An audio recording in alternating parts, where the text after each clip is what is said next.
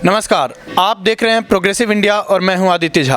Progressive India का मकसद है कि जाति और धर्म से उठकर मुद्दों की राजनीति की बात करना और प्रगतिशील राजनीति को बढ़ावा देना। आज हमारे साथ अलका सिंह जी हैं, जो कि संडीला हरदोई जिला का एक विधानसभा है, वहां से भारतीय जनता पार्टी ने इनको टिकट दिया है। यहां से वर्तमान विधायक हैं राजकुमार अग्रवाल जी, जिन्हें किसी कारणवश पार्टी ने इस बार टिकट नहीं दिया और अलका सिंह जी पर उन्होंने विश्वास जताया है। आपको बताते चलें, यह क्षेत्र ऐसा है जहां पे एक समय कांग्रेस की हुकूमत हुआ करती थी, लेकिन बदलते समय ने भारतीय जनता पार्टी को एक बढ़ावा दिया और आज भारतीय जनता पार्टी वहां पे हमेशा से मजबूत नज़र आ रही है। आपको बताते चलें, सिंह जी ने 2012 से राजनीति की शुरुआत की और लगातार पार्टी के सभी कार्यों में सक्रिय रहीं और इसका परिणाम, इसका आप कहें कि जो वैल्यू है वो पार्टी ने समझा और अब इन्हें विधानसभा से टिकट दिया गया है। 2022 के चुनाव जो कि अभी चल रहे हैं और लगातार जोरों शोरों से सभी पार्टी अपना दम लगा रही है और उसमें ये भी लगातार क्षेत्र में घूम रही हैं। कल भी हमने समय मांगा था, लेकिन इतना व्यस्त थी कि वो समय नहीं मिल पाया और आज सुबह सुबह हम इनके घर पहुँचे हैं ताकि हम इनका इंटरव्यू कर सकें। मैम, कैसा चल रहा है? आप अपने डेली शेड्यूल को बताइए। इतना व्यस्त शेड्यूल है, आप कैसे समय निकाल रहे हैं, क्या कर रही हैं? देखिए, भाजपा सरकार से जनता को बहुत उम्मीदें हैं और इसलिए भाजपा की प्रतिनिधि होने के नाते मैं क्या, हमारे जितने भी प्रतिनिधि हैं, जो माननीय प्रत्याशी हैं, जो माननीय विधायकगण हैं, जो इस समय चुनाव में उतरे हुए हैं, उन सभी से जनता की अपेक्षाएं बहुत ज़्यादा हैं और सरकार का भी है कि हमें खरा उतरना है तो हमें 100% करना होता है। तो मैं अगर व्यक्तिगत तौर पे अपनी बात करूं तो मैं सुबह 6:15 साढ़े 6 पर निकल जाती हूं, रात में 1-1:30 डिपेंड करता है, उस हिसाब से घर आती हूं, तो इसलिए मैं आपसे मिल नहीं पाई। मैम, आप हमें ये बताइए, भारतीय जनता पार्टी का इस 2022 के आगामी चुनाव में क्या एजेंडा है और आप उसको किस तरीके से समर्थन करते हैं, किस तरह से बढ़ावा देती हैं? देखिए, सबसे बड़ा एजेंडा जो है भारतीय जनता पार्टी का, वो सुशासन है और दूसरा है कि हमारे लिए जनता सर्वोपरि रही है, जिसको कांग्रेस ने और दूसरे विरोधी दलों ने 70 सालों तक लूटा है। उनको उनका हक नहीं मिल पाया। हमारी सरकार चाहती है जन जन तक उसका हक पहुँचे। उसके लिए हम इस बार हम आ रहे हैं, हमारी सरकार आ रही है और हम जनता तक उसका हक पहुँचाएँगे। ये सबसे बड़ा हमारा एजेंडा है कि सभी को आवास हो, सभी बच्चों के पास पढ़ाई का हक हो, एजुकेशन टू राइट, जिसके तहत हमारी सरकार काम कर रही है। बच्चों के पास शिक्षा हो, गांव में स्कूल हो, कनेक्टिविटी के लिए एक अच्छी रोड हो, जो भी एक अच्छा इंफ्रास्ट्रक्चर हो, उस पर हम ये काम करें और ये हमारे बेहद अहम मुद्दे रहेंगे इस बार। अगर आपको जनता इस विधानसभा चुनाव में मौका देती है तो आप किन क्षेत्रों पर ध्यान देंगी और आपका विकास का मॉडल क्या होगा? देखिए, हमारी सरकार जिस तरह से माननीय मोदी जी, माननीय योगी जी तमाम योजनाओं को लेकर आ रहे हैं और हर क्षेत्र में हम आगे बढ़ने की कोशिश करें, क्योंकि मैं जिससे आती हूँ संडीला विधानसभा में, ये एक ग्रामीण अंचल है। तो मैं सरकार ने हमारी जैसे किसान निधि योजना है और तमाम कृषि से संबंधित योजनाओं के प्रसार के लिए सरकार ने बजट बना रखा है, उनके लिए फंडिंग करी। तो सबसे पहला मेरा होगा कि जो मेरे क्षेत्र के किसान हैं, क्योंकि किसान अन्नदाता है, हम उस पर डिपेंड है, शहरी लोग हों या कहीं भी, वो बैकबोन है। तो सबसे पहले मेरी प्रायोरिटी ये है कि क्षेत्र के किसानों का सम्मान हो, मतलब उन्हें कोई कष्ट ना हो। दूसरी चीज़ें ये हैं कि कनेक्टिविटी है, डेवलपमेंट है, शिक्षा का है, एजुकेशन है, जिस पर भी बहुत काम होना है, हमारी सरकार लगातार करी। ये सारे मेरे अहम मुद्दे रहेंगे। एक सवाल मैं आपसे पूछना चाहता हूं, आप खुद एक महिला हैं और प्रियंका गांधी वाड्रा ने इस बार महिलाओं को लेकर एक बहुत ही ज़ोरों शोरों से कैंपेनिंग शुरू की है, मैं लड़की हूं, लड़ सकती हूं। तो आपको क्या लगता है कि कौन सी पार्टी ज़्यादा महिलाओं के प्रति ज़्यादा वफादार है या उनके लिए ज़्यादा काम करती है? सबसे पहले आपका धन्यवाद देना चाहूँगी कि आपने ये मुद्दा उठाया। ये बिल्कुल बड़ी अच्छी बात है कि महिलाओं की बात हो रही है, उनकी सहभागिता निश्चित की जा रही है। लेकिन एक लड़की उत्तर प्रदेश में है तो भी उसकी मर्यादा उतनी है, उसकी आबरू उतनी है, उसका सम्मान उतना है। वो लड़की राजस्थान में है तो भी उसकी उतनी ही मर्यादा आबरू होती है। ऐसा नहीं है कि किसी बच्ची के साथ जघन्यता उत्तर प्रदेश में होती है या उसके साथ कुछ ऐसी, तब तो आप उन चीज़ों को मतलब लेकर करते हैं। लेकिन उनकी अपनी सरकार में इस तरीके से हो रहा है कि जहाँ उनकी सरकार किसी चीज़ पर ध्यान नहीं दे रही। मुझे लगता है एक महिला होने के नाते उनको बजाय राजनीति करने के, उनको बच्चियों को लेकर अगर वो सच में चाहती हैं तो जिन जिन राज्यों में कांग्रेस की सरकार है वहाँ एक रोल मॉडल प्रस्तुत करना चाहिए। हमारी सरकार ने जितनी भी इस तरीके की घटनाएं हुई हैं उन पर कठोर से कठोर एक्शन लिया है। अपराधियों के हौसले पस्त हो गए हैं और लोगों को पता है कि अगर कहीं भी किसी भी तरह से कुछ हरकत होती है तो हमारी सरकार एक कठोर निर्णय लेती है, जबकि कांग्रेस शासित राज्यों में ऐसा नहीं है। तो मैं यही कहूँगी कि जो वो कर रही हैं वो मात्र राजनीति मात्र है, जिसका कहीं भी दूर दूर तक बच्चियों से या महिलाओं से लेना देना नहीं है। आपको क्या लगता है कि आपकी क्या ऐसी विशेषताएं हैं जो देखते हुए पार्टी ने आपको टिकट दिया, बावजूद इसके कि 2017 में पार्टी यहाँ से जीत चुकी है और एक नया चेहरा पार्टी को तलाशने की ज़रूरत पड़ गई और आपको टिकट मिला? भारतीय जनता पार्टी वो समुद्र है जिसमें कुछ तलाशा नहीं जाता है। इसके तरकश में बहुत सारे हीरे पड़े हैं।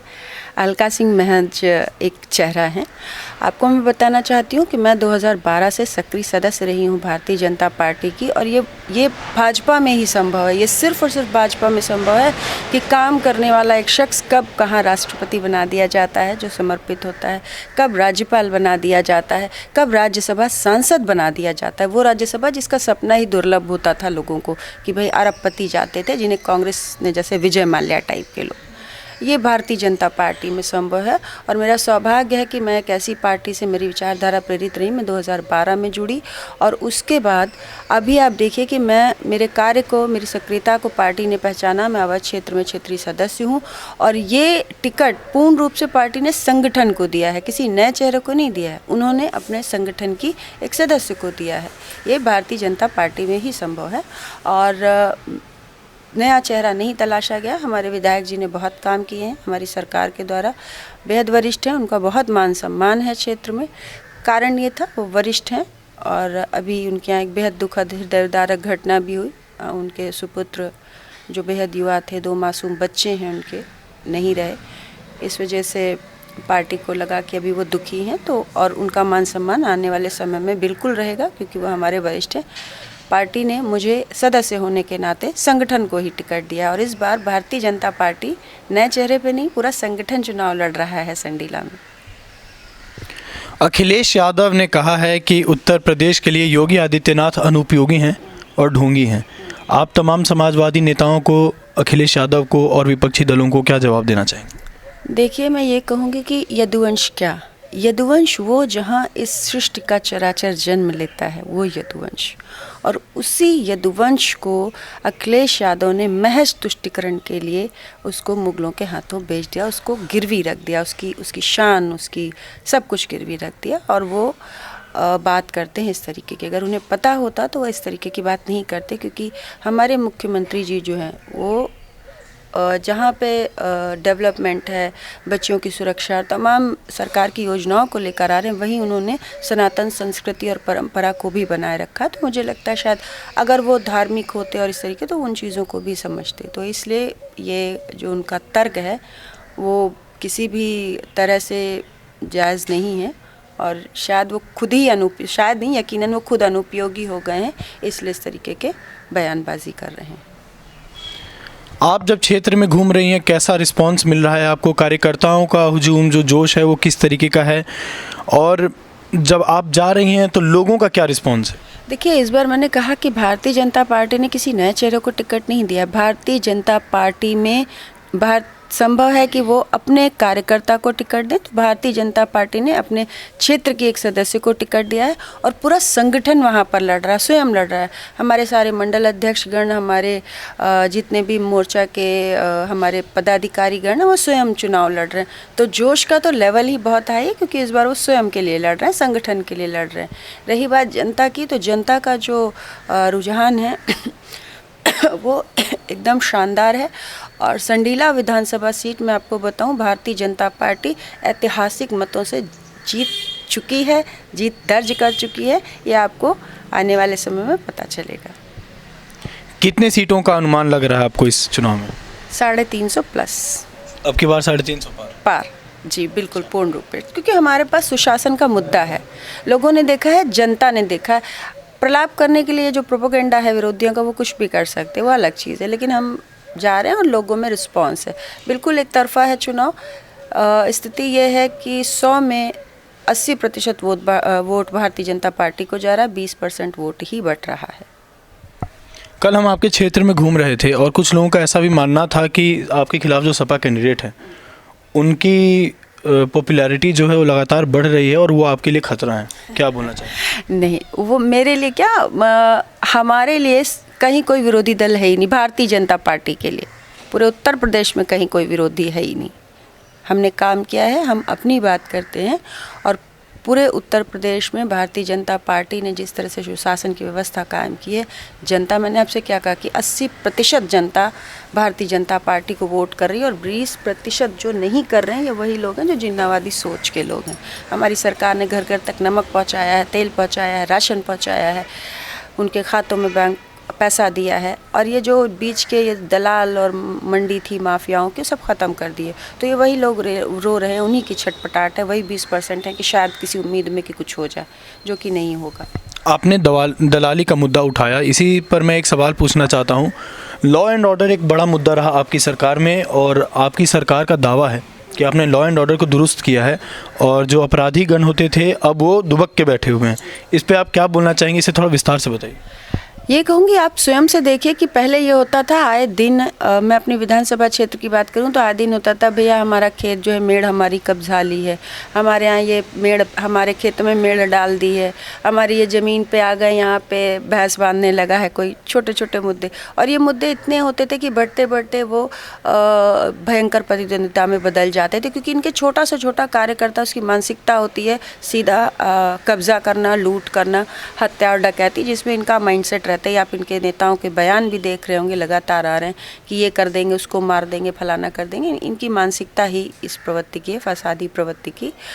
अभी क्या है कि हमारी जो सरकार है, सुशासन, उसने इतना काम किया। आप बताइए कि कहाँ पे कोई ऐसी बड़ी घटना हुई है, कहाँ पे ऐसा आपको सुनने को मिल रहा है कि भाई वसूली हो रही है या ऐसे, क्योंकि हमारी सरकार बेहद सख्त है और उसने दिखा दिया है और जनता ने भी अपना विश्वास दिखाया है सरकार में। हम एक तरफा चुनाव जीत रहे हैं। संडीला, हरदोई और उत्तर प्रदेश की जनता के लिए आपका क्या संदेश है? मेरा हरदोई की जनता के लिए और पूरे उत्तर प्रदेश की जनता के लिए यही संदेश है कि आप हमारे माननीय मोदी जी, हमारे प्रदेश के मुख्यमंत्री योगी जी को भारी से भारी बहुमतों से जिताएं।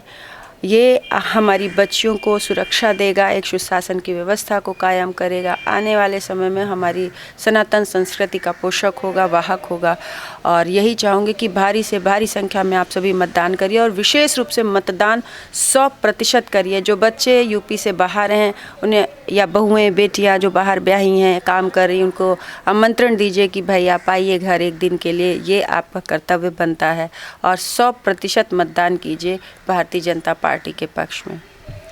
प्रोग्रेसिव इंडिया लगातार प्रोग्रेसिव राजनीति की वकालत करता है। हम मुद्दों की बात करते हैं, हम लगातार गाँव में जा रहे हैं, लोगों को एक मंच देते हैं जहां पर वो अपनी समस्याओं को आकर के रख सकें और उसका समाधान निकले। आप हमारे चैनल के बारे में दर्शकों को क्या संदेश देना चाहेंगे, हमारे अभियान के बारे में? शुभकामनाएं देना चाहती हूं आपके चैनल को। जिस तरह से आप जा रहे हैं गांव-गांव, बहुत बड़ा बजट नहीं है, फिर भी जो लोग वहां बड़े बड़े लोग बैठ के और बस ऑन एयर करते रहते हैं, आपके चैनल को शुभकामनाएं हैं कि आप गांव-गांव जा रहे हैं, लोगों को समझ रहे हैं, उन सही मुद्दों को उठा रहे हैं। इसके लिए बहुत बहुत शुभकामनाएं आपको और आपके चैनल को। तो ये थी हमारे साथ अलका सिंह जी, काफ़ी कॉन्फिडेंट नज़र आ रही हैं आगामी चुनावों को लेकर के। अगर आपको वीडियो पसंद आया तो लाइक करें, कमेंट बॉक्स में अपने सुझाव दें, हमारे वीडियो को शेयर करें और चैनल को सब्सक्राइब करें। धन्यवाद।